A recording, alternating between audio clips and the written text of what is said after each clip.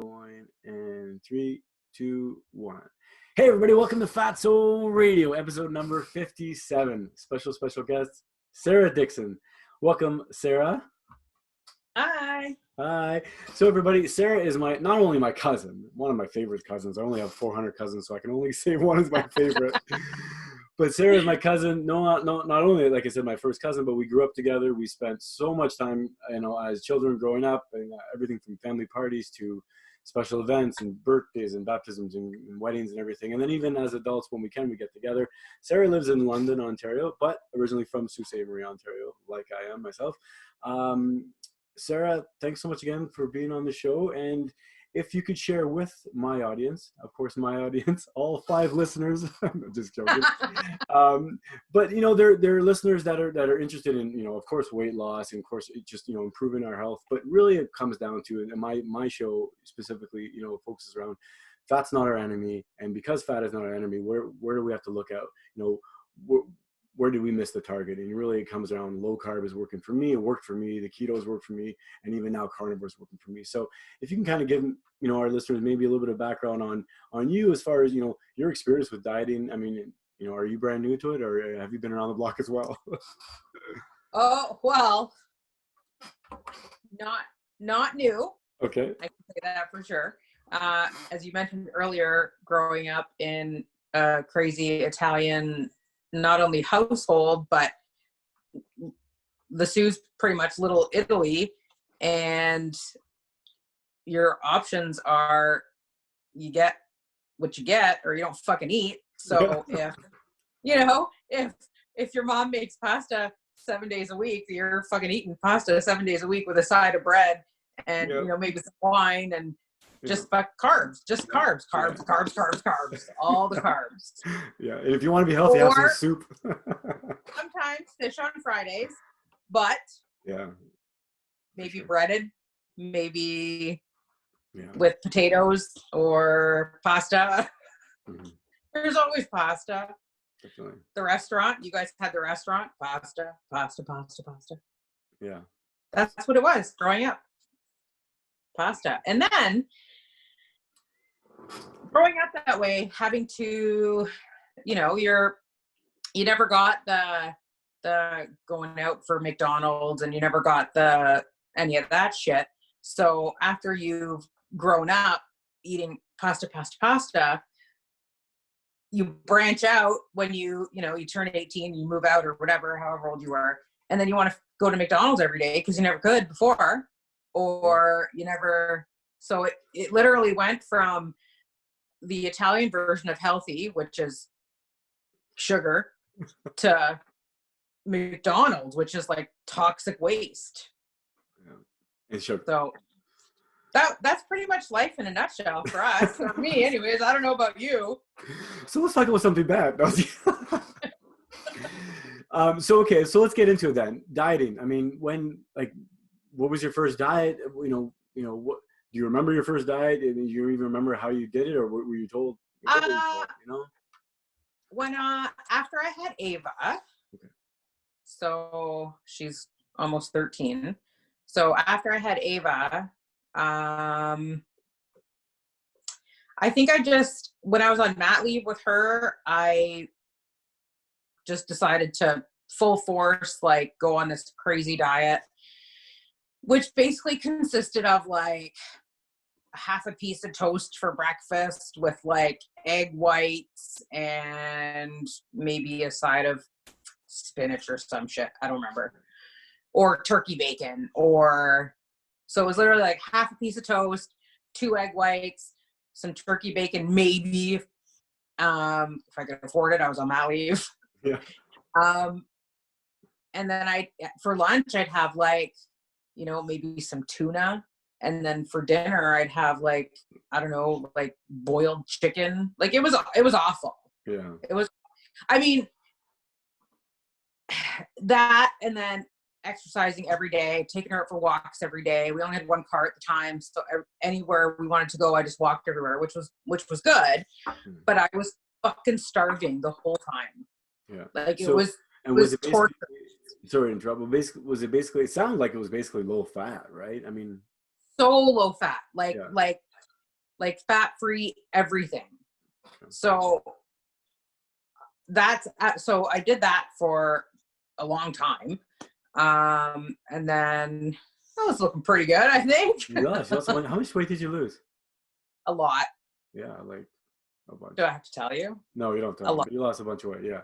A lot. It was like the most successful diet. It was the most successful diet since you were kids or high school, ever, or college? Yeah, oh yeah, for sure. But again, I had the time, I had, I really had nothing else to do. Like it was, take care of Ava. My day consisted of, getting up, getting bottles ready, feeding her. She'd have her nap at 10 o'clock. So I'd work out at home at 10 o'clock. And then when she woke up, we'd go for walks. She started swimming lessons when she was like 3 months old. So we'd walk to that. Okay. But again, it worked, but I was fucking starving. Yeah. Yeah. No, I can. Starving. That makes sense. Like, and it's funny. I hear that a lot. It's like when you have some time, whether you're laid off or whether you're off work on mat leave. I mean, not that you have lots of time, but it's like, that's the perfect time to obsess over a diet, right? And just plan your meals. And like, I wonder, like, plus and negative or pros and cons. You know what? For me at that time, it was perfect. After I had Landon, not so much. Yeah, just juggling. I don't know. Like, I find myself, I'm way better with a solid routine, right? So with Ava, it was completely different because Ava's dad worked at a certain time. What's happening? That's okay. Did I lose you? The video for a second, but you're okay. My hair? Okay. Yeah. Okay. So Ava's dad worked at a specific time, got up every day at a specific time, got home every day at a specific time. So, we had dinner, breakfast, lunch, dinner, sometimes I'd meet him at work or whatever, however it went, but it was a solid routine.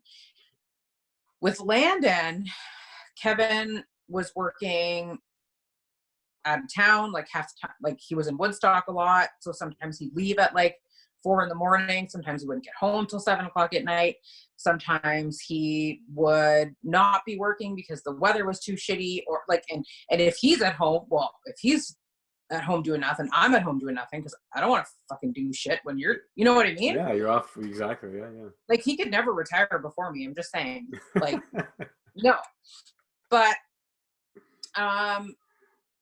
so it was very different because my routine was completely thrown off. So it was a little harder with Landon. Okay.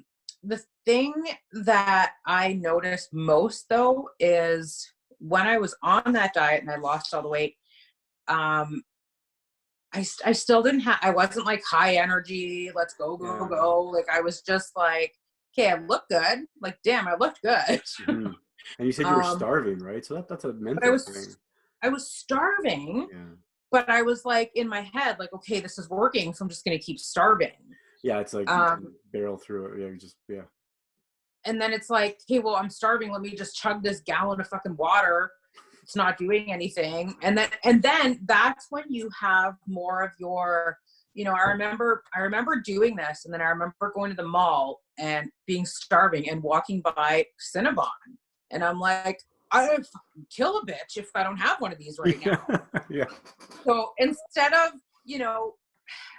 right now I'm not really into the whole cheating thing just because of digestive things. But, if I were to go to the mall right now, I could walk by Cinnabon and I'd be fine. I'd be like, damn, that shit's good, but I'd be fine. Yeah. Then I could walk by and be like, give me 3 fucking Cinnabons. And then, but then I would eat for like 3 days. So you punish yourself, right? Yeah. Right? Yeah. But I wouldn't really eat 3 Cinnabons. But so if you, I was also doing Weight Watchers. Okay, yeah. Now Weight Watchers points, right? Yes. Okay. So I was doing Weight Watchers. So I started basically counting calories, and I ate 1,200 calories a day. Okay. So regardless of what it was, I would eat anything, but I couldn't exceed 1,200 calories. Okay. So that's why I would eat the egg whites, because egg whites are like 2 calories or something like nothing, right? Yeah. So I could have like 18 egg whites, just the whites. Yeah. Like that's boring, but like no salt, because that just none of that stuff, right? Butter, so, where was I going with this? No, you were saying how it was like, it was restrictive, right? And you were like always Yeah. hungry. Oh yeah. And, So I could eat anything. So if I wanted like, a cookie, you're looking at like, I don't remember, lots of fucking calories. Yeah. Right. So then I started Weight Watchers, and it was all by points, and I was allowed 23 points in a day. Or at one point, once you lose, you go down. But at one point I was at 23 points a day, and one Cinnabon was 18 points. Wow. Right? So you would basically sacrifice a whole day if you wanted to do that. A whole day, right? if I wanted to do that, right? Wow. But then, imagine that you've had Cinnabon, I imagine. Oh yeah, it's like heaven, right? Yeah. It is like, it's like heaven. And I got to keep using this as an example because it's so high in shit. Yeah. And I remember it the most. That's why I'm mentioning it. It's a perfect storm, right? It's high fat, high sugar. Perfect storm. It's brilliant. That's why it's so bad for you too, though. It's awful. But I would eat that in a day. But then what would happen if you did that now, besides probably shit your pants? I would just exactly what you said. I would have the rest of the evening in the toilet, and I would write about it. Probably to you. Okay. But then, like, it's like it does something to your. I would feel like shit too, just like emotionally. Definitely feel like shit, but I can eat like a steak and I'm done. I'm full. I'm done. Yeah. If I ate that, I would probably feel like shit my pants, but then still be hungry. Yeah. Oh, exactly. You're right. Even something that like doesn't make me feel like shit, like say a little sweet or a little candy, if I were to have one, right? Mm-hmm. Like I said, it's so unsatisfying and from a nutritional standpoint that where you want something, you want another one 2 minutes later. Well, how satisfying is it if you need another one, right? Like you said, when you have a steak, done, you're done. You had your protein requirements, you have your vitamins, you have your fat requirements, or you could literally eat jubes, right? All day. Yeah, all day. If you eat them one at a time and not 10 at a time or one at a time, you could eat them all day for 24 hours. All day. And you wouldn't get full because it's just sugar and your body needs way more than that. So yeah, I've heard a lot of theories that, one of the things that answers or one of the explanations of us constantly craving or grazing all day long is because we're not getting the nutrients we need. Once you get a steak, once you get some liver, you're done. I eat once a day now, right? And I feel like a king. Like how weird is that? So let's get to that. So I'm just going to talk about how I was keto. Yeah. Okay. I went keto. Okay. So first of all, I'm just going to give you my little backstory here. So I am an emotional eater. Yes. Never used to be though. And really? The only example I have is I remember when my dog died when I was little. Wow. Okay. And I don't think I ate for like a week because I was so like heartbroken. So I was always like, I wouldn't be able to eat if I was like, if something bad happened. Okay. And then when my dad died, it like, I don't know what the fuck. Wow. Like switched, flipped, like insane. So when he died and I was home for 3 weeks. So he was in a coma for 2 weeks. Yeah. I was home and I ate. Like, and that's when things just went back to shit. I just ate and ate and ate and ate. Anyway, so that was probably obviously a couple of years of just torturing myself with this food. Like it was awful. Mm-hmm. And then I started kind of, like, I'm gonna try Weight Watchers again because that was pretty good. But again, fucking starving. I know. And you have to like, I don't know, just I don't knock it because I know it works for some people and it's great, but unless you try this, you have no idea. You have no idea. Anyway, so had Landon, he's 6 now, and then it was just the juggling, I lost 20 pounds. Oh, I gained 5 pounds. I lost 5 pounds. I gained 30 pounds. Like, it's just been like this crazy cycle. Anyway, so then, you started paleo first, right? Yeah, 2016, I started keto. So before that was paleo. I would say around 2014, 13, 14, 15, those years. I really dabbled into the paleo. I think I read about paleo first 2012. Okay. So I had Landon. I think I brought, anyways, I know we were at Adam's house or something. Yeah. When was Lana born? What year? Sorry. 2014. Okay, yeah. So I was, just is into paleo for sure. Yeah. Okay. So it was probably around then that I was like, oh, I can do this fucking paleo caveman diet. Like, yeah, that seems okay. But then it was like, it wasn't popular, we'll say. It's true. It was there, but it wasn't popular. So it was kind of like, you're hearing all the bad things and you can't survive like that and blah, blah, blah. So it was like, okay, well, let's try Weight Watchers again. And then, what happened? Was it after your cancer? So yeah, 2013 is when I had the surgery. Yeah. So That's when you had the surgery. Okay. Yeah. So it would have been, I guess you would have already known about, actually, so I was doing paleo. I really started into paleo then, especially in 2013. I was really looking at the whole thing. Okay. So it must, you know what? It must have been, we were at Adam's house, I remember. I must have been pregnant with Landon then, because you had your surgery. Yeah. And you were talking all raspy, but that's when I first really heard about paleo. Okay. So I thought, okay, well, I could maybe do this. And then it was like a day without sugar and I wanted to, kill everybody and whatever. But yeah, I was pregnant. So probably not the best time to give it a go. I also had a lot of problems when I was pregnant with Landon. Like I had a lot of... Did you have gestational diabetes? No, I didn't have diabetes. I had preeclampsia. Okay. And so it's like a really high blood pressure. And I had a little off health topic, but I had carpal tunnel in both hands. Okay. Yeah. To the point where I couldn't like pick things up. Like I couldn't. Wow. So very common in pregnancy. I had it with Ava, but after I had her, it went away. When I was pregnant with Landon, it was so bad. Like I couldn't type. I couldn't function. Like I was just not, like, it felt like my hands were like giant sausages. Like it was awful. Yeah. So anyways, so I had Landon, blah, blah, blah. He's healthy. He's great. So let's fast forward to 3 years ago. Okay. Maybe 3 years ago, let's say.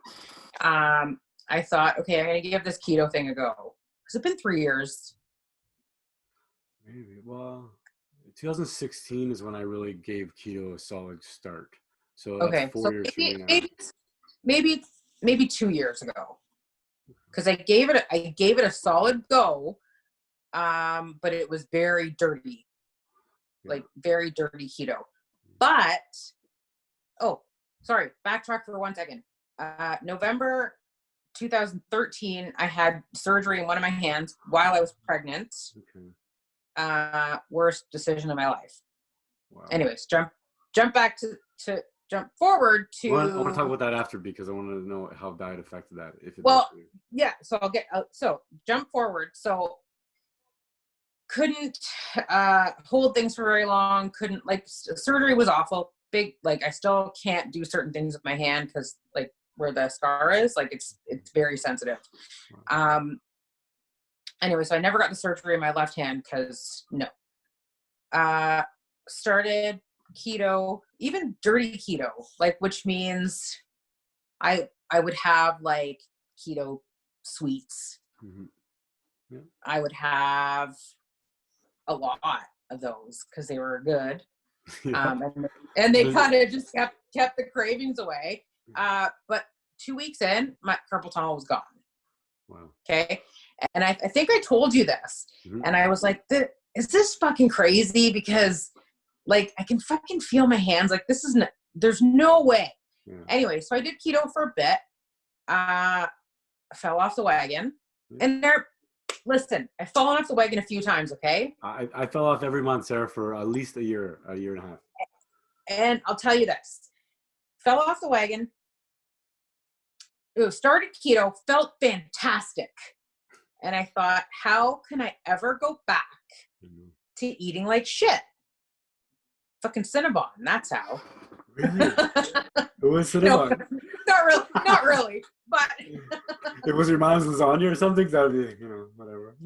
It would have been anything, you know, like I went to the zoo. Party or something. Yeah, exactly. Right. You know, I went to the zoo and, you know, got to go to Arturo's, plug, Arturo's. Yes. You have to, I know, right? it's the best. So Got to. And then you eat for 3 hours when you're there. And then you feel like a fucking bag of shit. Yeah. But you still, like, going home's the hardest thing. Okay. Yeah. Like, you fall off the wagon, you're fucked. You're done. Even though you know if you stop, you will feel like $1 million. Yeah. So I go home and eat and sleep. And then it takes forever, like months. It took me months and months and months to get back on the wagon and say, okay, you know what? Fuck it. But then I noticed after I fell off the wagon, my carpal tunnel started to come back. And I thought, fuck, what the hell? Started keto again. Still pretty dirty. But carpal tunnel went away again. Really? And I was like, okay, this is fucked. So I was doing pretty well on it. And then following this summer that just happened, my mom got real sick. I had to take care of her for a couple of weeks here in London, back and forth to the hospital, like just done. Like people were coming, bringing us food, bringing us whatever. I couldn't leave her for 5 minutes to go to the grocery store. So it was like, fuck it. It's tough. Fuck it. You know, we were at the trailer park, so I could go as far as the store and maybe grab, you know, chips or some candy or whatever. Yeah. So emotional, man. I'm telling you. For sure. It is. So anyways, fell off that wagon. And then it's been, I went back to keto January 6th of this year. And feel great, whatever. And then I started doing, I'm going to say fairly strict carnivore minus, I have some cheese. And like I said earlier, I have avocado for the magnesium. So I've been about 2 weeks. Yeah, about 2 weeks of strict carny. Nice. And how's your energy levels? You look good. You know what? Good? I feel amazing. Good. First of all, I should also add, I get up at 4:30 every morning. I go on my treadmill because I have so much energy, right? So I get up at 4:30 in the morning. I go on my treadmill. I come home at night. I'll do some shit with my kettlebells. I have so much energy. But then when it's bedtime, it's fucking bedtime. Yeah. Like, let me tell you right now, it's almost bedtime. It's 21. It's fucking my bedtime. But again, I'm up at 4:30, but I have this, like, I don't know, it's like this clarity during the day. I don't know. It just, I feel really good. Yeah. But now that I'm trying really hard to stick with carnivore because I feel so good, this is where all the judgment starts coming in. Yeah. Well, you probably experienced judgment a year ago with keto, right? Or 2 years ago. Oh, 100%. Oh my God. Yeah. And that was like concerning. Now it's like, are you crazy? It was concerning because with keto, I'd still have, like, you know, I'd come to work with my lunch and I'd have, like, I don't know, some type of beef or chicken or whatever with my side of rapini. Yeah. And you know, right? Oh, it's the best. And then, like, a slab of butter on top. I'd nuke it, have it for lunch, and they're like, well, that's a lot of butter. And how are you getting this? And how are you getting this? And how are you getting this? While they're sitting there eating, like, fucking burritos and French fries and, you know, it's thick kind of bagels and yeah. Oh, bagels. And that's the thing too. We grew up in a family, right, that not only just loved food and we celebrated food, but everybody's bakers. Both your parents bakers, right? Both of our sister. Your sister's a baker. What my sister's doing these days? I know. All of our cousins. You're killing me, man. My sister built a freaking bread oven in her garage, for God's sake. Oh, you should seriously. I'm gonna give Trisha's kitchen a plug right now. Oh my God. Do it. Let me tell you.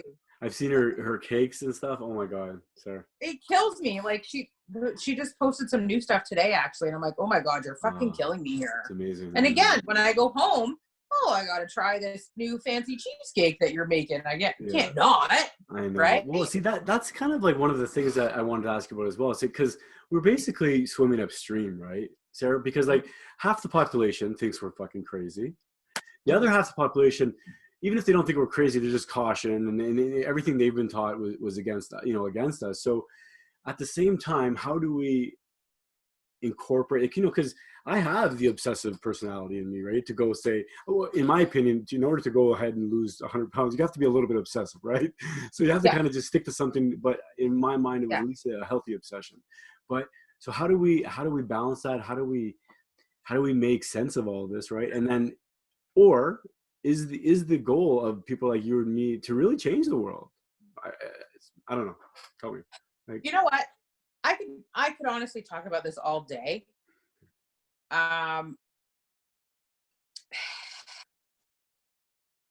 It's okay. Here's the funny thing. Okay.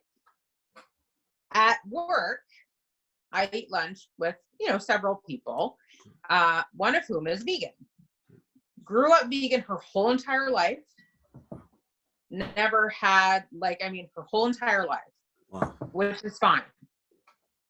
Nobody says fucking boo to her about, where are you getting your protein? Where are you getting this? Where are you getting this? Where are you getting this? But then I'm getting shit on because it's like, oh, well, you're eating fucking steak again, or you're not eating your lunch today. Well, no, because I'm having fucking steak and eggs and bacon when I get home tonight. Like, hello. You're eating like a queen. Did you see that dinner tonight? Yeah. Like, and aren't you hungry? No. Maybe I was a little hungry today. I had an avocado. But again, I'm trying to squeeze that in there for magnesium purposes. Yeah. But her, she eats a salad every day. And then she adds, what are the beans? Like edamame beans and just all this, like just a whole bunch of stuff. And I'm like, how come no one says anything to her? Yeah. Well, honestly, I'll give you the my opinion is that most people, I still think that that's healthy, right? They think greens, as many greens as possible is healthy. All the colors of the rainbow is healthy. They don't really realize, or they haven't really learned the stuff that maybe you and I are learning. One of the things I'm learning is that there's a lot of plants that are actually toxic for a lot of people, right? Yes. One very, very, kind of clear example is gluten. It's clear gluten gives a lot of people problems. Even if you're not celiac, there's non-celiac gluten sensitivity, right? A lot of people have it. Yeah. And that's just one of them. Lectins are known. They're in beans or in the nightshades. There's a lot of these chemicals, right, in the phytochemicals, but they can be spun one way as a phytonutrient or spun another way as a phytochemical. And because it's been kind of beaten down us, it kind of eat your greens, eat your greens, eat your greens. And there's so much money behind it. And there's so many fruits and vegetables out there, right? Is that I think it's just part of the whole, it's part of the business, right? The other thing too is that every vegetarian alternative that they make, right, to replace this meat that's bad, you need all fruits and vegetables. You need all these vegetables. You all need plants, all these oils, right, to get rid of this plant or this animal that's bad. Meanwhile, they're trying to replicate it exactly. So that, and it's basically like, here's your toxic burger full of who knows what, or here's cow. Yeah. Like, I don't know. Like, to me, it boggles my mind.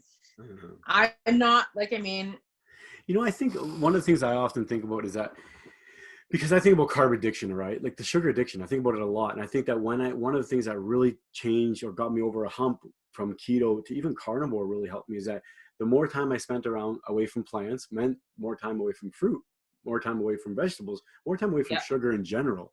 So then I found that I was eating less often, and that the cravings I was having during the day were really sugar cravings, right? And then I was like, what the hell do I need these plants for? So then I started going just to meat, right? And basically now I'm carnivore, and the odd time I'll have berries and stuff. But one of the things that I think drives the vegetarian, the plant-based thing, I'll be honest, is the sugar addiction. I think it goes hand in hand, because you try telling a vegetarian that sugar is bad, and then they'll tell you that all these vegetables and fruit don't have sugar. It's natural sugar, right? I'm going to get a shit on for saying this, but the most common thing I hear when I tell vegetarians, or I think not only just vegetarians, but people that are heavy plant based, is that, hey, these carbohydrates are a factor, and a lot of people don't like to hear that. So what do you think? You know what though? Those same people that say, but it's natural sugar, will be the first person to tell you that there's too much fat in avocado. Yeah, there you go. So pick and choose what's natural, right? What's not. Right? Like, I mean, it's the good fat. Exactly. And it's like, so fruit, everything I've learned tells me that the sugar in fruit, sugar in candy, the sugar in vegetables, sugar is sugar, right? Yeah. And your body's just trying to process it. And really with things like insulin resistance, or with things like when diabetes, is that it's really a crisis of energy, right? They don't have it, like glucose doesn't do what it used to do anymore, and insulin doesn't do what it used to do anymore. So everything gets higher and higher and higher. And then when you go to a fat-based kind of metabolism, right, everything switches. But it's interesting that, like, the people that I say, hey, you know what, maybe you don't need to eat 4 or 5 meals a day, right? Well, why not? I'm eating 4 or 5 meals of plants a day. Well, how much is that satisfying you then? If you need 5 of those meals a day, right, what value do you put in that meal? Yeah, exactly. No, there are people that, okay, so you being, at, since Adam opened his, oh my God. Martial arts school? Yeah. His martial arts school, for God's sake. I can only imagine how many people you see in a day who my Fitbit literally just said, it's time to go to bed. Not yet. No, not yet. How many people do you know that go there that pack like food because they eat all day long? Yeah. Oh yeah, it's crazy. I mean, there's and kids especially, right? There's kids out there that are running on sugar, right? Running on juice boxes. Yeah. And that's a whole other episode, and I want to get into that. but even like adults, right? There's these at work. Perfect example. I know people that are conscious about their health and that have subscribed to what they thought was the right regimen, right? And read the right books and everything, and are having 4 and 5 meals a day, having these little snacks, and first of all, the stress that causes, right? And the anxiety that kind of you bring on yourself. Not only that, because you're always hungry, you're always feeding that machine. You're always feeding that machine. Your body. I don't know how you have time to recuperate. I don't have time to like repair yourself, right? And then at night, hopefully, is the only time they can kind of repair itself. But that's the only time their blood sugar dips down. And I don't know what happens at night. They probably get starving. They probably get up, get snacks, go pee, or whatever knows, right? Yes. And it's crazy, but these people, like, I mean, not these people, and I think the worst thing is, because I was definitely one of them as well. I tried to eat these meals. I was that guy that ate my lunch 11:30 every day because I couldn't wait till 12, right? I ate my 11 o'clock snack at 10 o'clock because I couldn't wait. I had breakfast at home and then breakfast at work, right? Yeah. And all this time I thought I was doing God's work, for God's sake. You're literally, you're getting up, and I used to have like a shake in the morning. And then I'd get to work, and then I'd have like a yogurt, and then some granola, and then, have an apple, and then have, some fucking lean cuisine lunch or some shit. Yeah. And then I'd have another snack, and then I'd have 400 coffees during that time. Yeah. 2 milk, 1 sweetener, never any fucking cream. Oh yeah. Because that's bad. It goes right to your hips, cream. Right? Just awful. And then come home and try to have, a semi-healthy dinner. And then you go to bed. And I can say this honestly, probably go to bed at like 11 or 12 o'clock at night, and you're still fucking hungry. And then you wake up and do it all over again. Now, yes, I know I'm a loser. I go to bed at like 9 o'clock, but I go to bed, I wake up early, I get my shit done in the morning. Yeah. I have my coffee. I'm going to talk about that in a minute. Yeah. I have my coffee, go to work. So I used to get breakfast. Sometimes I do still. I haven't this week at all. Okay. Interesting. When I went carnivore, I stopped eating breakfast as well. That's interesting. Yeah, weird, right? So I'd go and I'd get some just bacon and eggs. But when I was keto, I'd get bacon, eggs, and a side of veggies. Okay. Right. Yeah.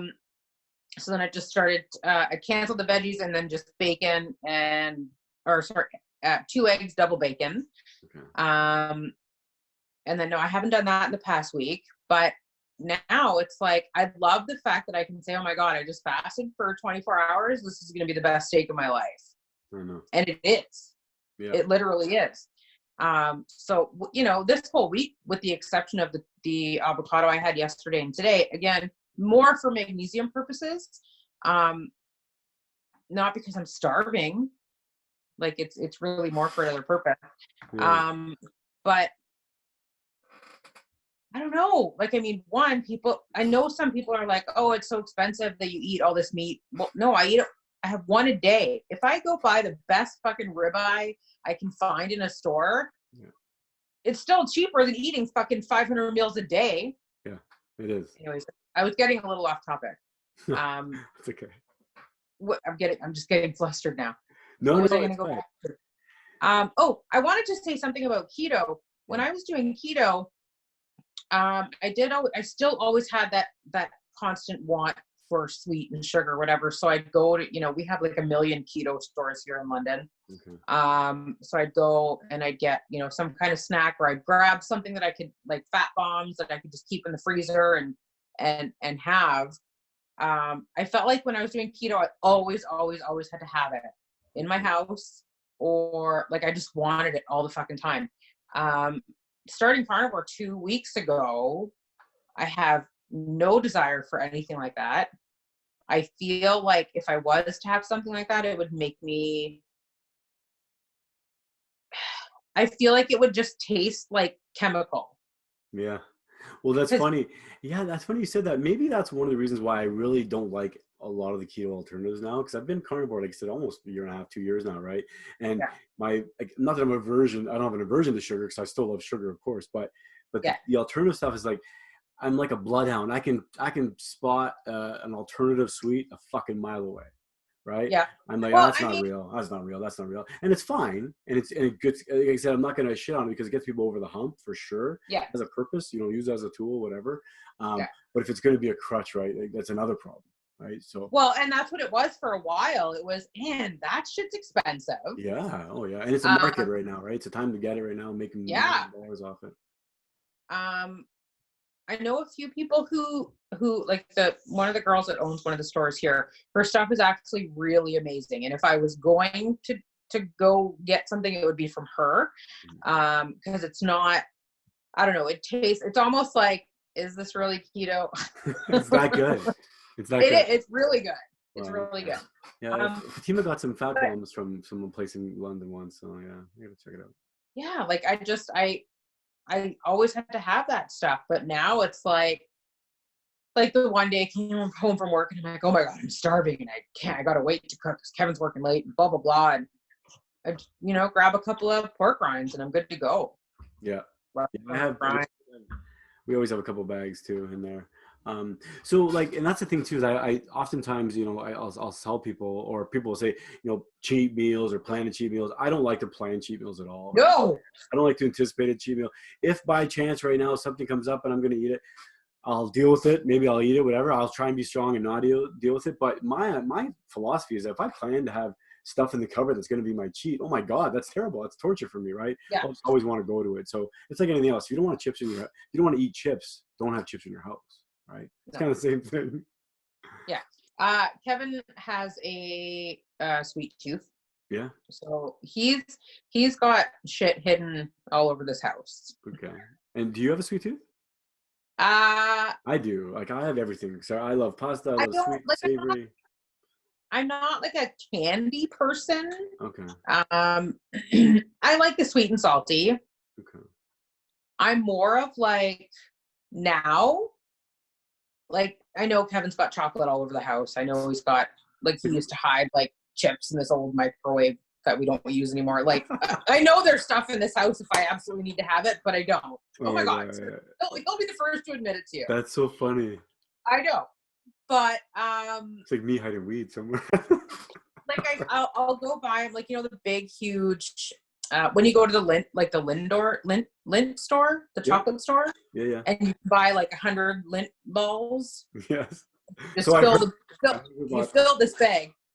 Well, anyway, so I went and bought him this bag, and he's got it like shoved in the back of his nightstand. Like the kids can't have it. Like he'll go and it's his thing, whatever.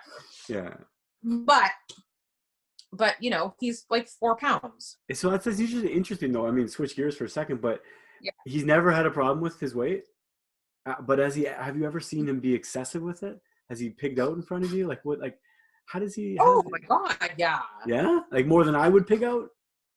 Like, oh my Not God. that I have like supreme level pig out ability, but Yeah. No, like the thing is though, is he would eat like he can snack. Like, what did we have the other day? I made an obscene amount of food the other day, but it was like all meat.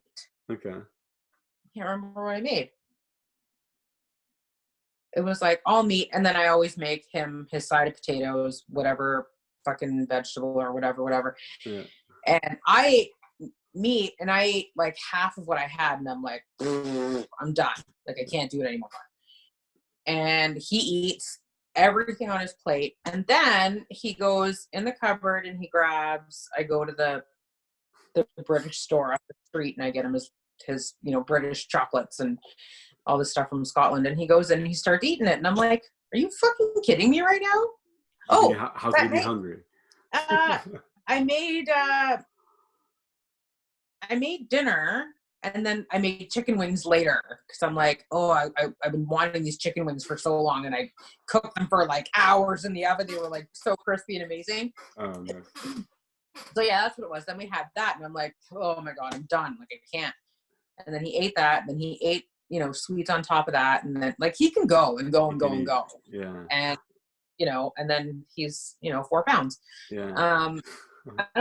I don't think he's ever, like, when he was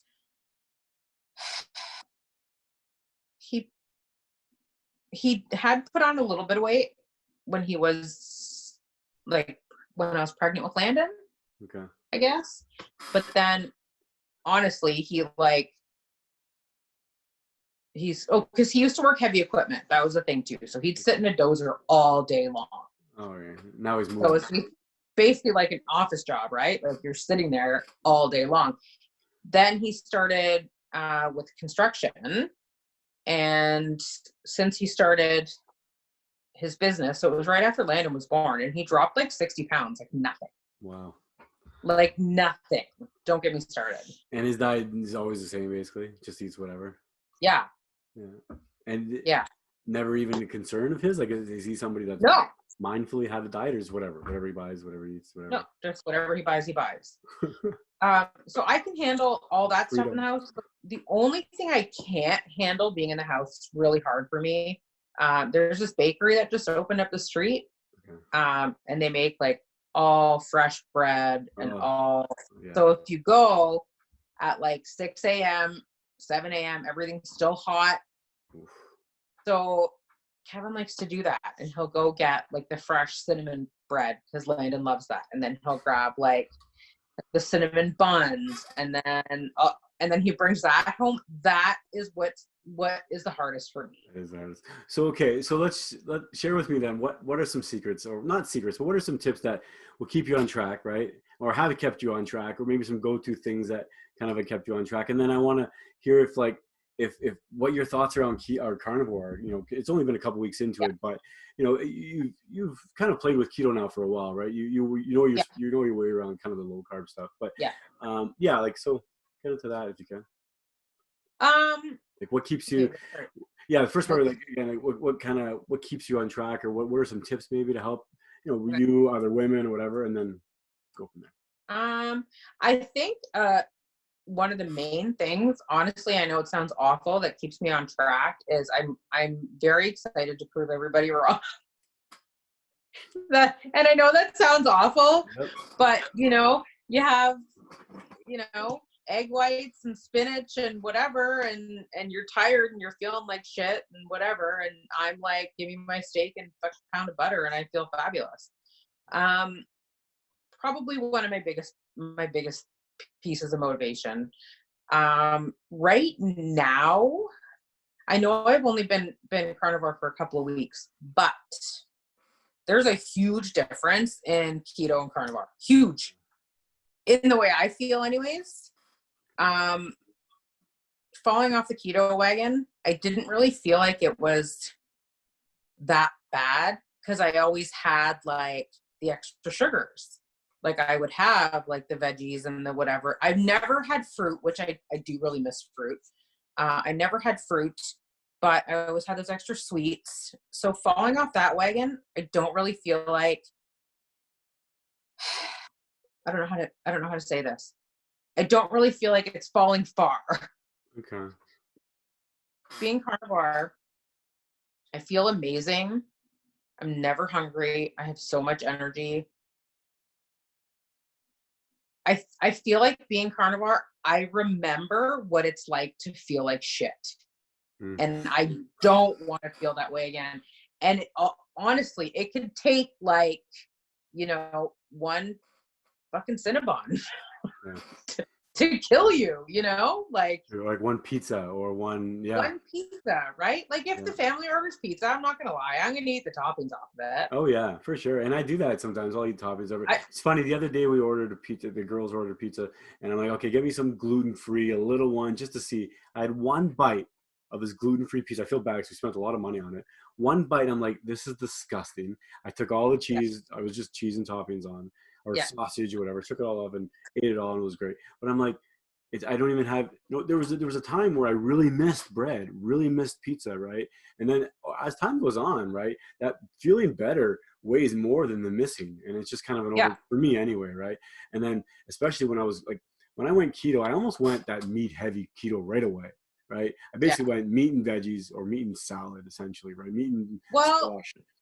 But the thing so with for me, the meat heavy. Sorry, I didn't mean to interrupt. Yeah, no, yeah. The thing with the meat heavy is, there's this, I don't know, misconception maybe about, it's not really misconception, I guess it's true, but you always have to balance, but too much protein can either stall you or, it just turns to sugar or. Well, that's funny that's the concern in the keto world, right? Yeah. And I heard that at the beginning a lot in the keto world, but now that I'm kind of in this carnivore world a little bit more, it's funny that those concerns about high protein in the keto world, if you do a high protein keto, you're basically carnivore. Yeah. Right? So those worries about a high protein keto were actually kind of not worries at all. And the fact that you're going to be out of ketosis once in a while, that's actually what happens when you're carnivore. The more I dive into carnivore, it's funny. You're not in ketosis all the time when you're in carnivore. Sometimes when you have a high meal or high heavy meat meal, you may get out of ketosis for a little bit after, right? You have a little bit of spillover. You're making a little bit of glycogen in your liver. I mean, that's okay, right? Because you need to replenish your liver, you need to replenish your muscle glycogen, and then you go back into ketosis again. Where if you're always in ketosis, that's also a benefit, right? And there's a medical benefits. There's also possibly cancer benefits and all this stuff. But yeah, you're right. It's not just people take the word ketosis, and there's a bunch of different ways to do ketosis, and they think, well, your version of ketosis is better than my version. Fuck, man. It's like everybody needs to find their own version, I guess. And then I think people are going to find their way to carnivore. I think it's almost inevitable. Do you feel like that? Do you think a lot of people are going to find carnivore through keto? Definitely. Yeah. You know what? And I never would have thought that, but then I joined that group. Okay. Oh, the carnivore. Are you on that group? Oh, I love it. Oh my God. Oh, okay. Seriously, with the amount of people on that group, the amount of success stories, the amount of like everybody's just so free with how they talk, right? Like, yeah, that's right. It's kind of wonderful, but you hear all these success stories, you hear all these stories about how, I've been doing it for a few weeks and I feel like shit and nothing's working and whatever. And then bam, all of a sudden it's like, oh, I just lost 14 pounds. Like it's crazy. And I feel like you need to have, that a good support system behind you. And even though, you're not getting it from people, because they're all judgy, you're only eating one meal a day, or, you're eating too much fat, or you're not eating enough. Like, how are you getting your vitamins? How are you doing this? Well, how the fuck are you doing it? Eating your fucking Cheetos and pop, like, that fucks more than anything. Yeah. But when you have this support system of like, I don't know, there's like 13,000 people or 30,000 people or something in this group. Oh, yeah. And some of the keto groups are brought into millions of people now. It's crazy. Some of the keto groups. Yeah. See, and the thing is with keto, it's mainstream now, right? Well, okay. I'm gonna remind me about that in 1 second. Okay. I'm gonna get to that in a minute. But when you're in keto, like doing keto, it was almost like you were always looking for a way to mimic food that you couldn't have. That's right. So a keto version of everything. Yes. Yeah. So you're always looking and looking and looking, and you're like, okay, well, how do I get, mind you, I did find things like pork rind nachos, delicious. Yeah. I use pork rinds for like schnitzel breading now. It's great. Yes. Yeah. It's just like repurposing food. Yeah. Yes. But with keto, it was like, well, if you buy this liquid sugar stuff, it's not really sugar, but it's bad for you anyways. And if you do this and you do this and you do this, like I find that keto is just trying to I'm not knocking it by any means, but it's trying to just always mimic something else that is just never going to be what you want it to be. With carnivore, you're getting what you're making steak. Yeah. You're getting steak. You're not like, like it's not. Well, a couple of things. It's the ultimate minimalist diet. There's no fucking around. Yeah. No bullshit. No hocus pocus. I don't need a magic recipe that I have to spin around 3 times and click my heels together. It's a piece of meat with salt and heat, and I'm gonna eat it. And if you don't even need to heat it, you can eat it raw. Like really, right? People are doing that now. So it's funny that this group is kind of letting us see how liberating it is. And to have the support structure where you're not going to be ostracized, whatever the fucking word is, you're not going to be shit on for, for doing something so different. It's funny. And keto, I almost, like you said, it's almost a natural progression, right? It's that bridge people need to have maybe, right? Yes. Between standard American diet, we're all dying from, right? So then, and hardcore keto, or hardcore carnivore, which is funny. You don't even have to be hardcore carnivore, but just you eat carnivore. No. It's like, let's remove everything else except animals. You could eat any animal in the world and you're pretty much healthy. And it's so funny because it's so simple and it's liberating because people like me and you who need routine and like structure, and we do best with routine. This sometimes is too good to be true for me. Like, I'm like, what? I only ate fucking once today and I ate a steak and I feel amazing. And I did 80 push-ups this morning. Like, you know what I mean? I'm 41, I'm fighting cancer with this. Like, there's all kinds of crazy shit, right? And at the same time, I'm going to go back to work tomorrow and there's going to be bagels everywhere. Everywhere. Thanks for your support, staff. It's Appreciation Day. Here's sugar. It's awful. I know. And another thing too, like if we do like potlucks or big lunches or brunches or whatever, it's usually pretty good. We have like brunch, which we had in January. We had a big company-wide brunch, which was fine because it was bacon, eggs, and then a bunch of other things. Good but I was able to partake. Sometimes I'll be having none of this because it's there's no meat here. Yeah. In fact, I've seen them go vegetarian route more. Yeah. Oh, there's always that. But then you get how come you're not having anything? Well, because I don't really eat this stuff, and why, and blah blah blah. Like, it sucks to get like like I said, I could talk about this till the end of time, but it's very hard to talk to people about it who don't get it. Yeah. When I first used to say, oh well, I'm keto, so I don't, and they're like, oh, you just eat like bacon? No, don't just eat like bacon. Yeah. But whatever. When you want to tell them to go research it, but. Right. And then it's like, I'm not even wasting my breath because they're like, oh, keto's just like, bacon. No, it's not. I mean, you can have bacon, thank God, but it's not just bacon. Like, I don't know. It's just a lot of people are ignorant to things. But I do have to talk about the whole keto thing right now. Like, it's great if you know what you're doing. But I just got, I don't even know if I still have it. If I do, I'll send you a photo of it. Okay. I got a flyer from Pizza the other day that now makes keto pizza. Keto pizza. Okay. Keto water. I'm going to label it and then I'm going to sell it. Okay. Keto air. Yep. Keto air. Yeah. Keto fucking whatever. So yeah, they have keto pizza now. Keto pizza. Have you ever sidetrack?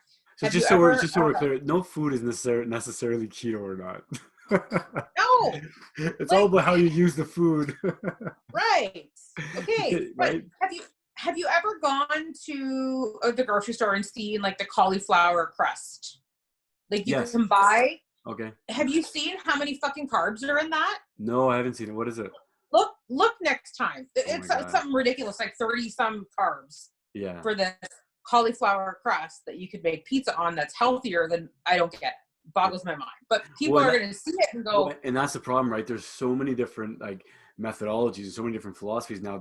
They're missing out. Like it sounds like in that one example, at least they're kind of conflating the low carb with the grain free, with the keto, with what the fuck you trying to prove, right? Just don't have pizza, or have pizza once a month and then be on the shitter for the next day. I don't know. Yes, and then feel like crap for like 5 days. But the thing that boggles my mind is that, like, one, they're making millions of dollars because as soon as you see keto, like if you go to a Farm Boy, for example, like I love going to Farm Boy for meat, whatever. But they have keto salad, like, in the prep food area where you can go buy stuff.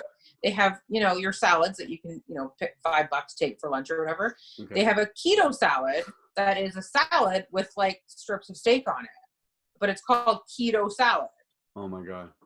And I'm like, well, it's because they've obviously jumped on the bandwagon that you can make money. Right. But I mean, people are going to buy it because they're like, oh, it's fucking salad with steak. And I don't know what kind of dressing it comes with, but I can almost guarantee you it's not keto. Yeah. But isn't that maddening? But I know I send you these ads for like, oh, get these keto pills and keto vitamins and keto fucking shakes. Like what? I know. This is what boggles my mind. Yeah. Like you're not. But doesn't it, good question, but doesn't it really show how much of a pill popping, quick fix society we're in? That yes. And not only if I tell people every day, Sarah, eat steak and eggs. I tell people eat bacon, eggs. They go, what else? What supplements? I said, no, that's all you fucking need. What else? How many other servings of fruit do I need? Or how many other servings of vegetables? They don't believe us, right? Then it's just meat. Yeah. The other thing too is that when I want to say this, that at first it was having to try and explain myself and not being able to explain myself when I was doing keto, when I was just learning, right? So what that forced me to do was I ended research, right? So I started researching, and I got this podcast now, right? But what it does, it turns us kind of into evangelists in one sense, because it's like, hey, if I'm going to get used to explaining myself, I might as well try and educate people as well. And not from a patronizing way, but like, I'm going to share the information because you seem to be struggling because you're telling me. You seem to be struggling because you're telling me. Let's share this information. Yeah. And it is all about the whole family, and it takes a village and stuff like that. But it's amazing how many people push back and how many organizations push back. And there's many reasons, I guess. But people are just afraid of change, and they know it's hard. And well, because you're brought up, to think like all I can think about is clogged arteries and but I've never, I'm gonna knock on wood. I've never I've felt amazing, especially since I started carnivore. I'm not like my rings are falling off. Like I'm not, from my experience, inflammation, just goes away. Yeah, like I'm not swollen. I feel good. Like I sit at a desk job. I sit. If I could walk around to do, like, it's exciting to be able to walk around and do stuff. And when you're sitting there all day, you feel like, ugh. But I feel good. I feel amazing. I feel I don't know. It's so, like, you have to experience it. It's almost like you have to experience it and then fall off the wagon just once. Yeah, to know how bad you feel, so how shitty it is. Bad it is. Yeah, it's like a reminder of Shitsville to get back to paradise again. And it's not even like Kevin and I went away. So I started January 6th, and then Kevin and I went away the first weekend in February. Okay. So we went out for dinner, and I had steak, but I had some of the appetizer stuff that was like breaded. Like we went to State and Maine, so we had like just a bunch of stuff. I'm pretty sure it was probably about a week before I stopped feeling nauseous. Yeah. Like, in the moment, so worth it. Yeah. But the next morning, and then we stopped. We went to Oakville, and then I found this keto place. Because I'm like, oh, well, if you're going to have all these, because he's got a pack of snacks and chips and chocolate and shit, well, take me to the keto store so I can go get some snacks. Yeah. This is what boggles my mind. I go there, they're probably about this big. So let's say about 3 inches by 3 inches square. Okay. You know what I mean? And it's probably about 1.5 inches thick. And it's like, you know, a cheesecake bar and brownies and this, and only 2 net carbs. Wow. Okay.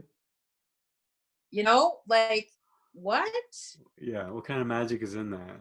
So the rest of the carbs are those sugar alcohols, right? Yeah, for sure. Which put you in the toilet too if you have a lot of those, by the way. So 2 net carbs. I don't know. Have you gone over what the net carbs and carbs are? I'm sure. Yeah, definitely. Me generally, I look at just total carbs, but I do. Okay. I never used to. I thought, oh, cool, like net carbs. That means I can have, you know. Because in the dirty keto world, they're safe, right? Right. That's yes. the problem.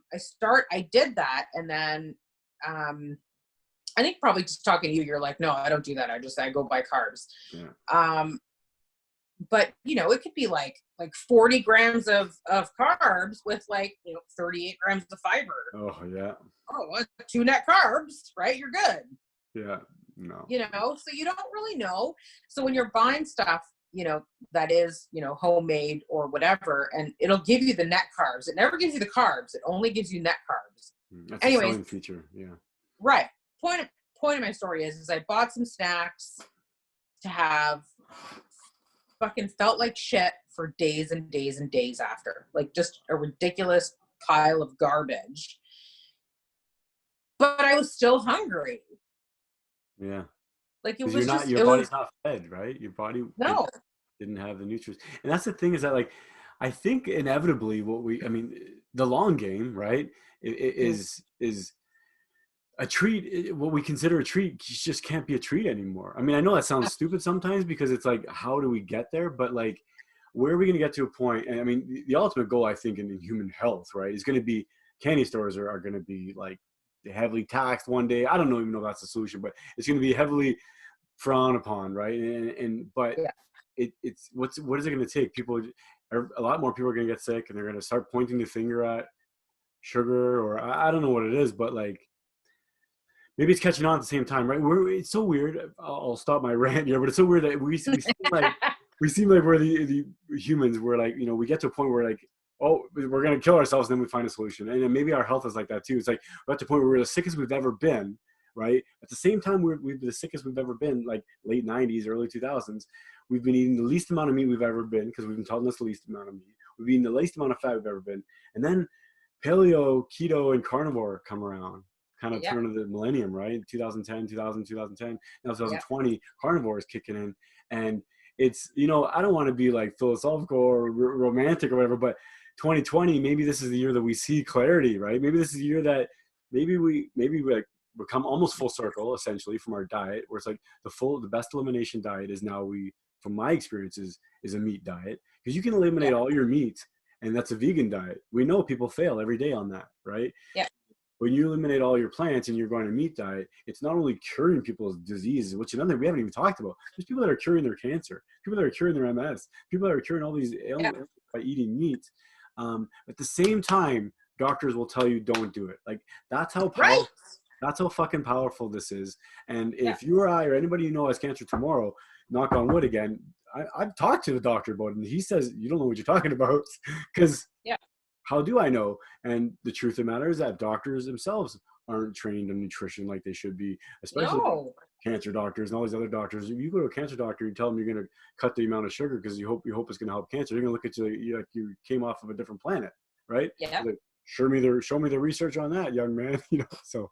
Well, it's not even just doctors, but I would have to say that even like dietitians and nutritionists aren't fully, aren't trained enough on actual nutrition.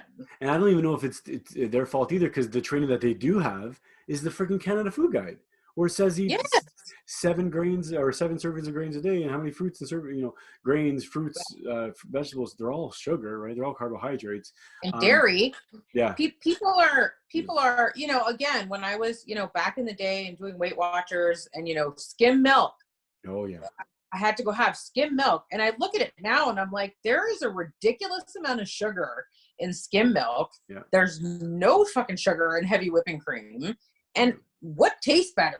Yeah, exactly. Right? Well, and yeah, skim milk is an abomination. Like, it tastes like shit, right? You take fat out of anything and it tastes like crap. You know, something off topic, but something my dad, right, Chef Otto, said to me a long time ago, Carlo, if you take the fat out of everything, you're gonna have to add sugar or it's gonna taste like crap. And that's every fat-free product out there has loaded with sugar, and that's why instead of having our fat, our obesity problem resolved by going to a low-fat diet, our diabetes problem took off, right? And all the other problems now, these diseases of civilizations, you know, doctors, and a lot of the people who are smart, people are calling them that now, is because it's like the plentiful, right? We have too much sweetness in our life, literally too much sugar, right? Like milk and honey, I guess, but you know, it's just too much of it. But then you go back, like you said, whole milk is good for you. It's got full fat in it. Whole raw milk, I just learned recently, actually has lactase in it, so it actually helps you break down lactose. So if you're lactose intolerant, raw milk from a cow would probably be okay for you, right? And that's the other thing too. Like, there's a debate in the keto world whether dairy or not. Funny enough, I had lactose intolerant. I am lactose intolerant. I'm more tolerant now that I've gone carnivore. Now that I've gone carnivore, almost full circle, I can tolerate milk. How crazy is that? Okay, I used to have an issue with cheese. Okay. It was never like, I don't know, wasn't my favorite thing. Always felt like crap. It was never, ever, ever an issue.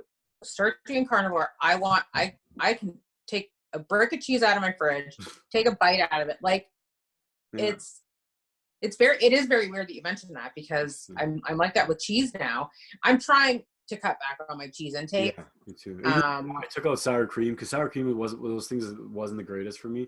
But cheese is fine. Butter is amazing for me. No problem. Oh yeah. I'm good with butter. I am trying to, I think I told you this today or yesterday, trying to cut back on my caffeine intake, which is really hard because, again, desk job. Yeah. You know, I get up in the morning. Routine, yeah. I get up in the morning. I do my whatever, half hour, 45-minute treadmill stuff. I go upstairs, make coffee, drink my coffee while I'm like getting in the shower, getting ready, whatever. Leave for work, stop, grab a coffee on the way to work, get to work, finish that coffee, go down, grab another coffee. Like, I'm talking probably 6 or 7, 8 a day. Still now? No. Oh, okay. So what I've been doing is I got some decaf tea. Yeah, so people are making fun of me because I'm all decaf tea. Yeah. They're like, this is decaf. What are you doing? Okay, don't get me wrong. McDonald's coffee is my favorite in the entire world. Okay. Stop and grab McDonald's coffee on the way. It's like, you know, this big. Yeah, exactly. I think it's freaking Tommy John. it's fantastic. So that's what I've been having a day. I have that in the morning, and then I'll have, you know, maybe 2 teas.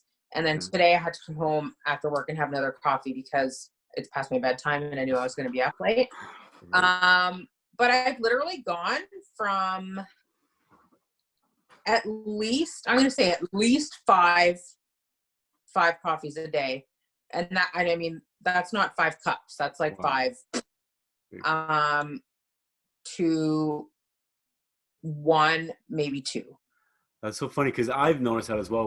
The longer I was doing keto, maybe it's a correlation with, like, I was just feeling more energetic. I was feeling like I didn't need it, right? And then at the same time, now that I've gone carnivore, I found the end of my spectrum. So I found that if I have 2 or 3 coffees now, I actually will feel like shaky. Sometimes I'll even get like cramps, like a little bit like, well, I don't know if it's the caffeine or if I'm being dehydrated, because coffee has 2 things about it, right? It's the caffeine, but it's also a diuretic, and it's also has some oxalates in it, so it's harder on your kidneys, some people say. So it's a kind of a mixed bag. Well, that, and I get some gut rot. Yeah, not too. Oh, yeah. If I drink too much coffee. But I mean, again, too much is like 8. Yeah, and I found that I've mixed in decaf a lot with the coffees, and they're pretty good as well. But one of the things I found with on carnivore, and I wanted to touch base with you, is that I found that the longer I stay away from sugar and carbohydrates, the more salt I need, right? And the more basically the less sugar you have, less carbohydrates you have in your body, the worse your body is at retaining water, right? So you need more salt. And I found that now I need a lot more salt. You found that you need more salt? And then how are you for water intake as well? Because I don't really drink that much water, but I should. And I don't know. I'm a terrible water drinker. Yeah, my water intake's not fabulous. I'll usually, I mean, if I'm on the treadmill, I mean, I'll have a bottle of water. So I'll probably drink about 750 mils in the morning when I'm on the treadmill. I try to have a bottle going with me while I'm at work. Yeah. But again, coffee, tea drinkers, right? Yeah. Coffee, tea, like anything that, which is good. And the other thing too is, so you're in my coffee is, heavy whipping cream, not that really helps with cravings too. Yes. Oh yeah. Right? So even like going to a restaurant or going out for dinner or going to whatever, it's like, yes, I would love a coffee after dinner, never really understood that one, like being in a restaurant. No, do you want a coffee? No, I'm good. Yeah. But now it's like, yes, I would love one. And even like decaf, right? I've never understood people drinking decaf. Now I like it. No, it boggles my mind. What was I going to say? I had something. Whipping cream? No. Whipping cream. So you put in your coffee just whipping cream? That's it? Yeah. Yeah. Oh yeah. Okay. I did do like butter in my coffee for a while. I did the whole bulletproof thing. Yeah, a couple years ago. Yeah.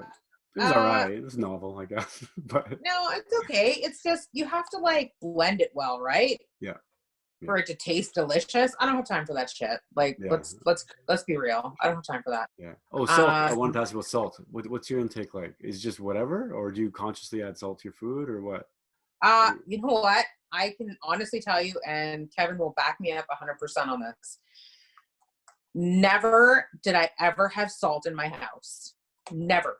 Never. I don't know about you, but like growing up, like, did you guys add salt to stuff? Or did you have salt and pepper on the table? No, because never. No, because it was like an insult to the chef if you had to add salt. Exactly, right? Yeah, exactly.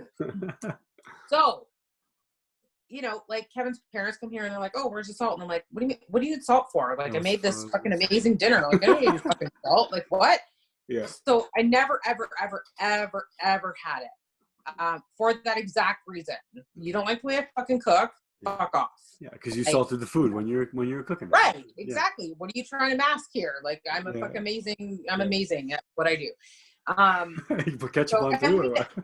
And we never, ever, ever had it growing up. I can't remember ever going to your house as a kid, ever seeing salt and pepper on the table. It's a fucking cake thing, man. Like, it's a mangia cake thing. I don't know. But you always see the salt and pepper on top of the stove because that's where no one used to cook. Yes. And that's where mine is. Yeah, exactly. Now I have a little container I keep in my purse. Yes. See, it's like a thing. I love salt. And if I find a good salt, I'll buy it. So I use pink Himalayan salt right now. I do have a little bit that I keep with me, mainly because I have to put it on my avocados. I don't have to. I never did until you told me to. Okay, it's delicious. But now I do that. And I'd rather use that than table salt. Yeah. I don't like adding salt to eggs because I feel like it. I like the taste of eggs. Okay. Yeah. So I don't really add it to eggs. I add it to my steaks. Okay. Yeah, I do. Do you ever drink like soup broth or bone broth at all? Remember that bone broth I bought a couple weeks ago? Yes. Remember I sent a picture of it? It was fucking gross. Really? Was it like those ginger flavored herbal shit? No. Oh, that was awful. Well, I tried a couple ginger ones. not good. Yeah. No, I gave you that ginger one. It was fucking disgusting. Yeah, thank you. It was gross. But I drank it anyways because it was like $30 for this collagen ginger bone broth or whatever. No, it was in a bag. It was like frozen. I think I just sent you a picture of it. And then I was like, oh, I'm just going to thaw it because I was not feeling well after my binge of keto treats. Thought I was getting sick, realized it was from the treats. So I thought it was fucking gross. So I think a lot of the broths too, they don't come like salted really. Did you have to add salt to it too? Yeah. I definitely added salt. Like a bucket of salt probably. Yeah, for bucket. Sure. So you don't drink much of that, like, or have you made it? Because I just bought some bones the other day and it's really easy to make, right? Just boil them. Well, I would prefer making my own than ever buying it like that. Again, I just thought, oh, this is pretty cool. Yeah. But then I spent like $10 on this bag of water. Really, was what it was. Yeah. Expensive water. Sure. It was just not good. And since starting keto, because like I mentioned earlier, like you don't know what's in it to make it keto. Yeah. So I'm really starting to want to make my own stuff because I know what's in it. Well, and now it's funny that you said that because now you know what keto is. And the keto is just what's your carb content, right? So the fact that keto doesn't have to be labeled something as keto, but a steak is keto. Sure. You have a steak with barbecue sauce on it. It's not going to be keto anymore. It depends on how much barbecue sauce. If you have 1 gram of sugar, sure.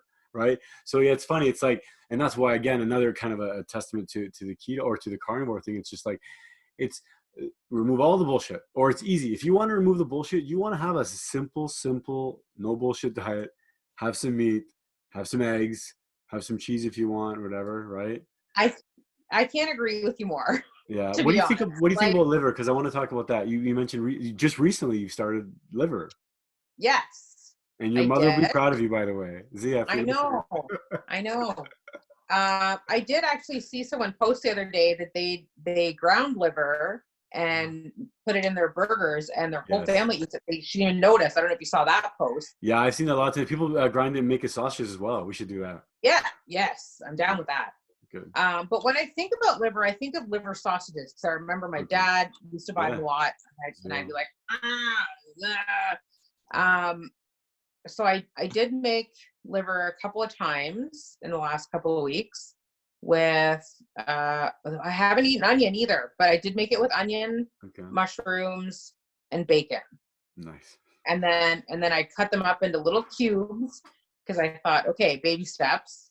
So I cooked the mushrooms, onions, and bacon, and then I kind of just tossed these in at the end, gave everything a good stir, and it was pretty good.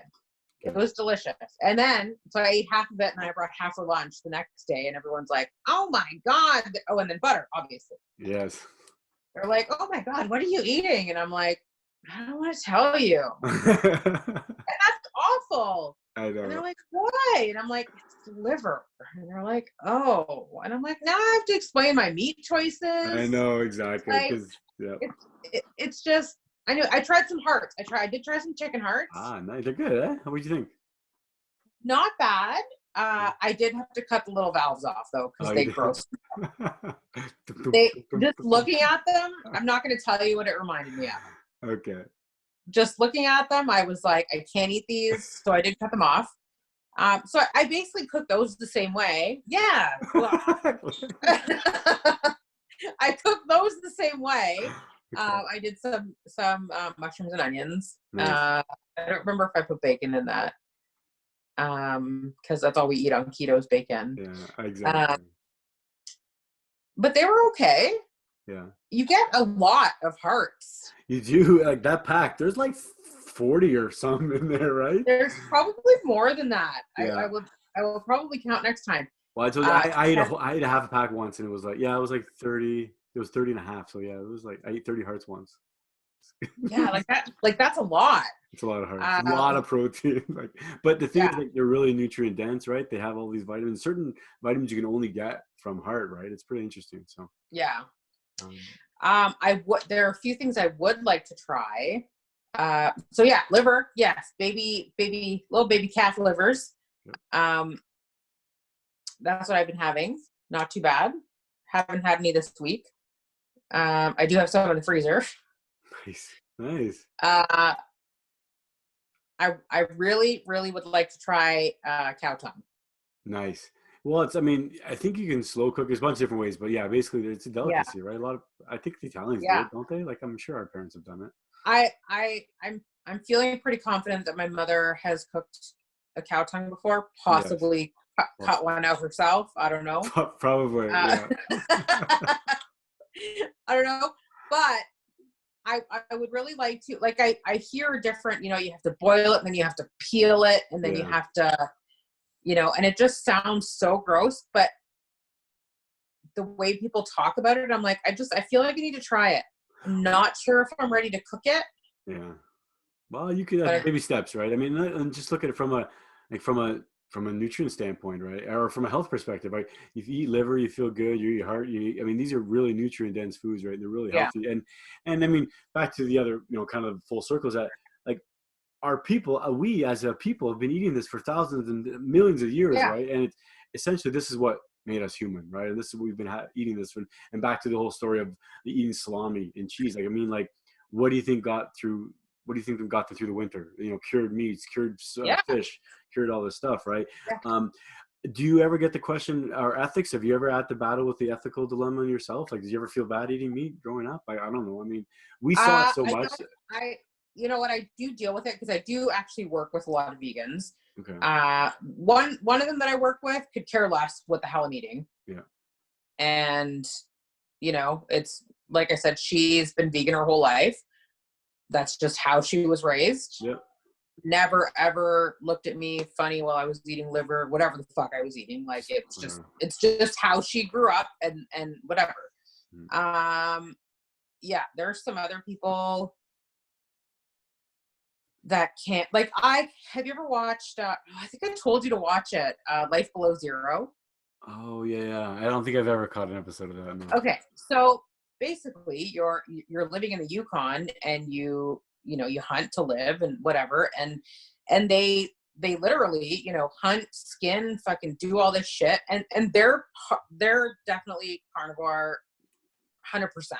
They live Because off they the hunt animal. their food, they can, sometimes they can get some stuff flown in, I guess.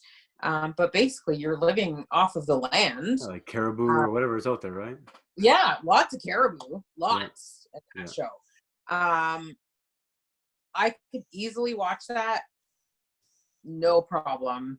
Like, is that weird? No, maybe some people think that's weird. So what do they show? You just show like living life in Alaska, basically, or life in Yukon? It's life in Alaska. Like it's basically following four people or four families, or like one person's by himself or by herself. Another person's a married couple. Then there's a family, and then there's and it shows them like teaching the kids how to like hunt for seal and club rabbits and shoot caribou. And you're fucking 9 years old, time to go shoot your first caribou. Like, and it's amazing how these children are being brought up to like, okay, we're gonna, they don't take it for granted. They use every part of the animal, right? So, their skin and all their bones, and like they use every part of the animal. I could watch that, no problem. So what do you think? Do you think it's just a matter of us being like so friggin' fortunate and so removed from nature? Like, do you think maybe the average vegan, I don't want to label them, but maybe the average person who doesn't want to eat meat because they think that we shouldn't or whatever. I mean, do you think we're so far removed from that they don't realize? Like, you know what I mean? We're human. Like, we need it. What do you think? We do need it. Yeah. We do need it. And again, it's not like you're poaching. It's not like you're not poaching, but it's not like you're just, well, I guess maybe in a way, but it's not like you're just going and shooting deer and leaving them for dead. Yeah, we're not wasting, and you're not. Yeah, we're not promoting slaughter and rampant. Yeah, we're not. No, like you're using every part of the animal, and in this show, even, whatever part of the animal they can't use or they don't use, they take it places for trades, and they like they'll sell furs, or they'll make, fucking mucklucks, and then, sell it to Joe Schmo down the street for a fucking new skidoo or whatever. You know what I mean? Like, yeah. So it's their life, it's their currency almost. So what do you think? Like, so then, what is the typical vegan? I mean, what can they make sense of this? I mean, how it's so unlike. Like, what am I trying to get at? Like, throw your typical person that you have these conversations with at work, right? Throw them in Alaska, and what are they gonna eat? Snow. Snow. I mean, really? For real? Like, what do you have? What are you gonna eat? Let's talk. Hey, like, they have like a very short spring in Alaska. There's berries and shit, but you're not like, yeah. But you're no, you can't. They would never survive. You literally would eat snow. Yeah. Well, unless you're spending, $4,000 to have a plane bring you a fucking bag of fucking veggies. Grains. Yeah, exactly. Because you're not growing grains up there.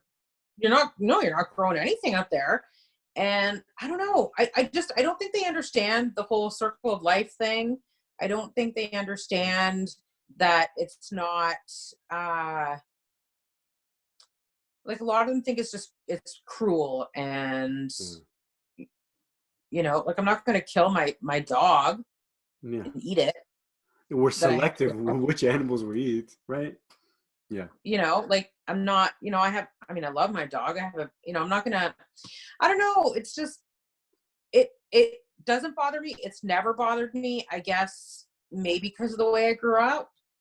I mean, we saw, like, rabbits and goats, and right, in fishing and hunting, even at my uncle's farm, when they used to, gut the cows, and like, I remember being like so little and just watching them, like, gut a cow, like, they hang it and gut it, and I'd be like, just another day, it never bothered me, but it put food on the table for a long time. Oh yeah, for sure. I often, it's a good point. I often talk about how much waste and how much death, it comes with my diet. Because oftentimes I've criticized, well, you're a carnivore, and don't you feel like it's murder? Don't you feel bad for killing that? No. Well, it turns out that I can eat the equivalent of one cow per year. You can basically get like 500 pounds of meat from a cow or more. And I can eat a pound of meat a day. That's less than 500, right? So it's so funny, on one life. And it's, I don't know, I mean, maybe I'm weird, but I have a pretty clear conscience thinking that, right? That's pretty minimal. Honestly, the thought doesn't faze me. No, we have to eat, like, right? We're part of not even circle of life. Like, you're right. Yeah. Like, the thought, no, it doesn't faze me. There's zero, like, I mean, I don't know, maybe I'm a devil, I don't know. No, I honestly, sometimes I think it's almost, I don't think it's conscious that people are doing this, but it's almost like an elitist thing where I think people sometimes feel like we're not a part of nature, we're above nature, and we're the guardians of nature, and we have to police all the little animals, and we need to keep them all in little pens, and we need to keep them all happy. Nobody can eat animals. I think sometimes that's the thing that sometimes vegans feel, or not even vegans, just the animal rights activists, or the people who don't want us to eat meat, let's just say. I think sometimes they feel like we're separate from animals, but I think they need to realize that if a cow could eat you, it would, without fucking blinking. It would. 100%. And if there's a bobcat in your house and you break your leg, you're done, because the bobcat's gonna eat you. Like, nature eats fucking nature. That's exactly right. You're exactly right when it comes to that. But I guess what we have to do is do it the most humane. I don't know. What's our responsibility?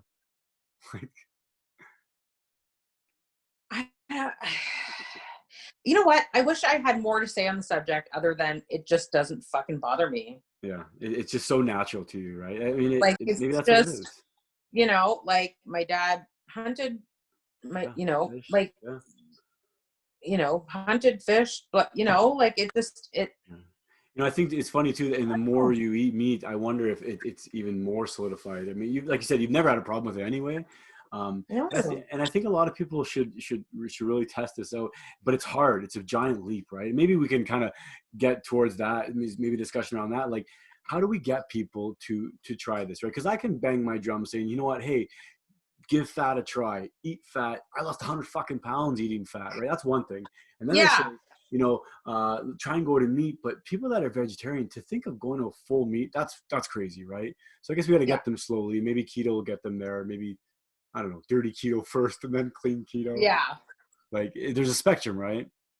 I would love for someone very stubborn to try it for 30 days. Like solid, like hardcore, at a minimum of 30 days. Because I'm not going to lie to you, that first week wasn't fabulous. No. Wasn't just digestive wise. Yeah, it was like a shock to my system. But then, you know, then comes the whole keto flu thing, which I think I got more when I cut out like keto stuff. Yeah, when you finally got that carb withdrawal, right? I think a lot of people are calling it a carb withdrawal, really. Yeah. So I get that, but I would love for people to give it an honest 30 days, whether it's to lose weight or to get energy. Did you see, I swear to God, I love this group, even though it's full of a bunch of assholes. I love this group. Someone had posted their hands and they were like eczema filled. Okay. Like their hands were crazy, and they were carnivore for like 2 weeks, and it was like almost gone. Jeez. And I'm like, I believe it. It's because amazing. You know, like carpal tunnel, come on. I had the surgery and it didn't even work. Yep. But I stopped eating fucking sugar and carbs for a month, and I'm good to go. Like, you know, it boggles my mind. Oh yeah. But, I had a bit of, not rosacea, what's that called? Eczema on my calf for years. Always just there, always kind of back and forth, go carnivore, sugar's gone, it's gone. Like, what the fuck? Yeah, gone. 30 years I've had it for? I would even, like, it doesn't have to be about weight loss. Like, just the energy itself is amazing. Yeah. But for things like that, or, you know, my goal is to be able to be fully off any migraine medication. Yeah. That would be phenomenal. Because I've been battling that since I was 14. Yeah. But yeah, that's like my main goal. So it can help you with so many things. I'm trying to think of another thing, like carpal tunnel for sure. Energy for sure. Skin, hair for sure. Like, nice, that's good. Just, you know, anything specific for women? Like, I mean, without getting into too many details, I guess, but is there anything that, I don't know. I'm still crazy like a woman. Yeah, well, that's good. That's good. Yeah, I don't think still my cousin. I don't think that's going anywhere. Okay. Or maybe any kind of, maybe it's a last tip specifically from a woman's perspective. Like from my man's perspective, I can say sometimes it's easy because for men, we lose weight faster than women generally. Not only that, it's easy for us to lean on meat. Fuck, it's so easy for us to lean on steak and chicken wings, right? And it's not easy for women to lean on meat because they've historically thought or referred to meat as that guy, that butchie, maybe that fat, that you know, that you're gonna bulk up, and that's not the case. Like, people are eating meat and they're losing weight, right? So what can you say to women on that perspective, as far as like, I can say it as a mom and a wife. Okay. One, eating either your one meal a day or your simple meal of just meat, you're saving so much time in your day, for one, which is a huge, like, you know, coming home after work, picking up the kids, coming home, making dinner, doing this, making lunches, blah, blah, blah, blah, blah. Like, you're fucking done.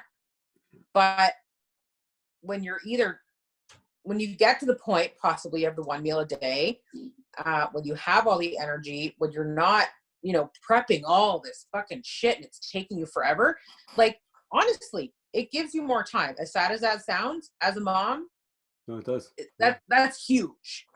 I don't know. my main thing is just the energy.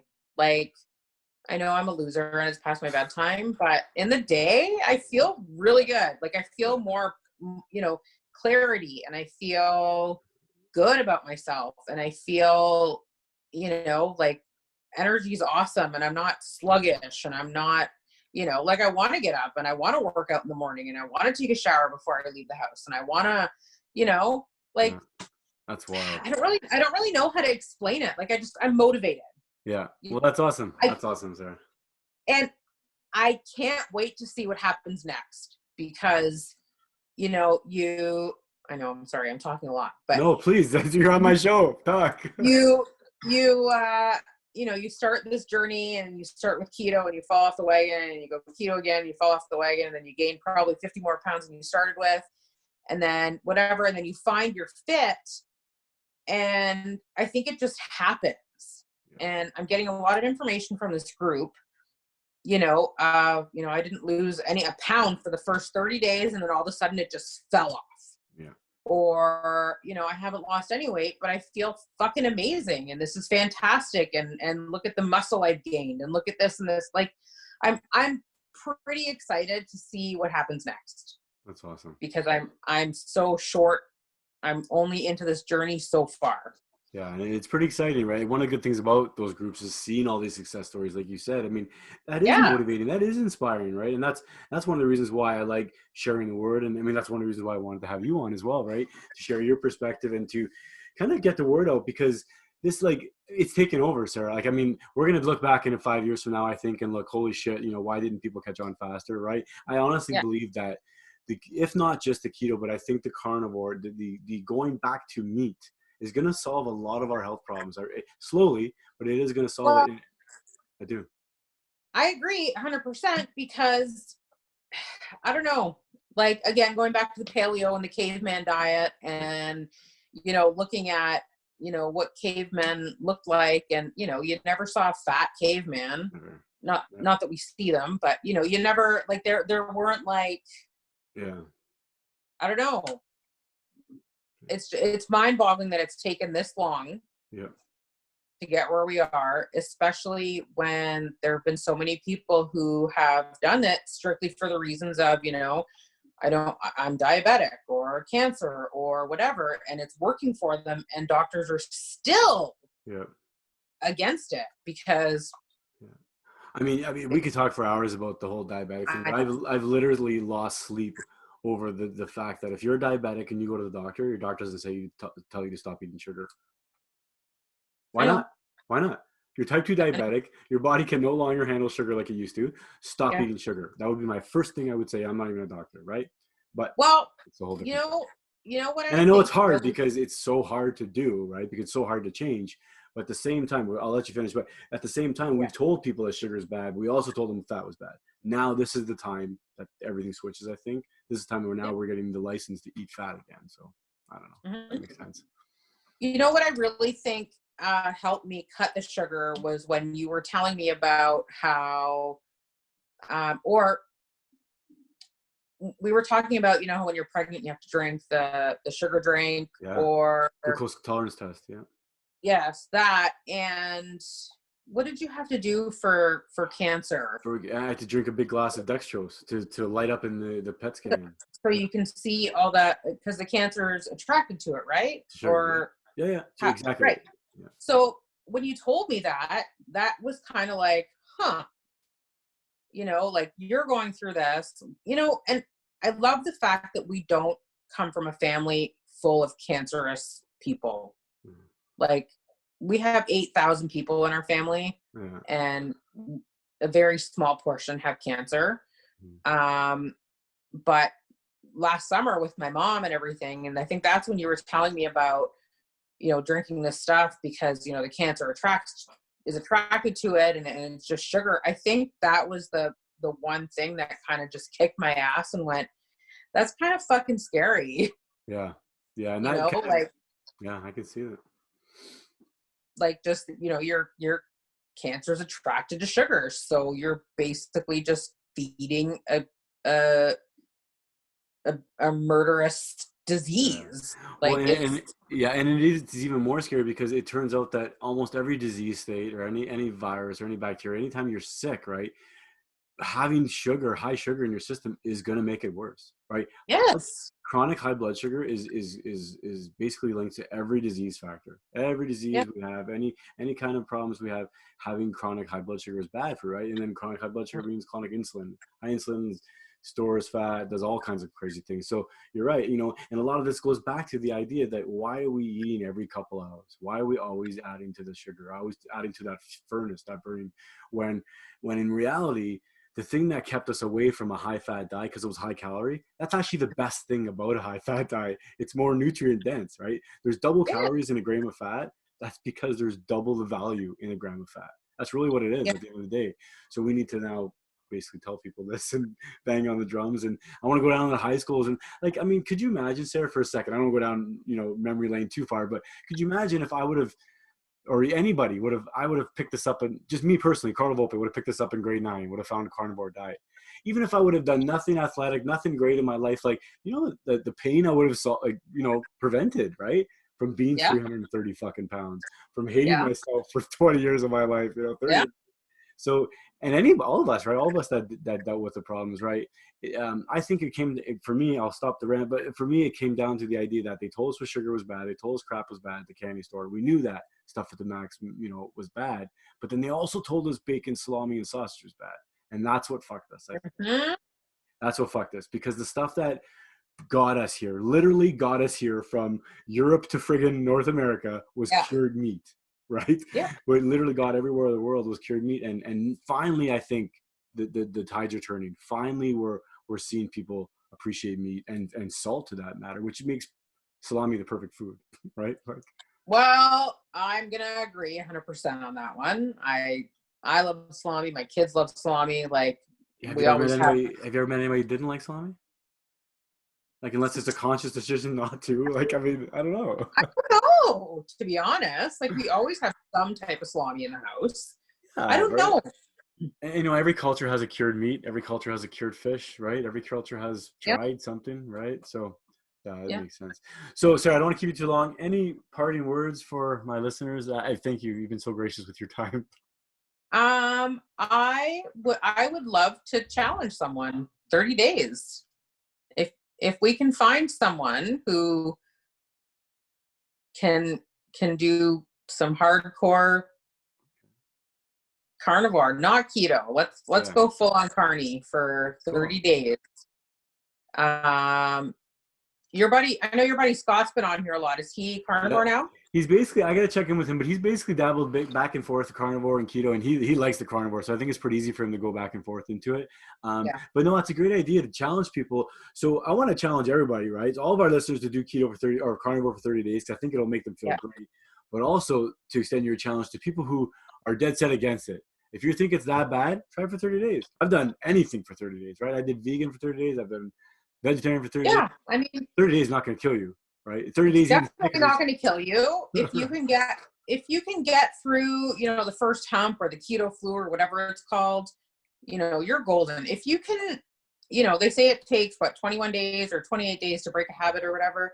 If you can get through that month and see, it won't even take you a month, but if you can do it for a month, I don't know. I'm kind of down with some kind of a challenge or a bet or something. But well, let's let the listeners tell us. Maybe they can give us some suggestions on a challenge or something. But no, I like that idea too, and it's good. Like, it's funny. What you said makes a lot of sense. It doesn't necessarily take you 30 days to see it, right? You may see results within 10 days, but give yourself that full 30 days before you quit. Yeah. Before you really give it a critical analysis, right? Because sometimes you won't see results until that 28th day. And then on that 29th day, you'll think, holy fuck, thank God I didn't quit. And that's the reality, right? Yeah. Exactly. So you can basically, treat your body, amazing and like a temple and, fabulous, or you can just eat shit, really.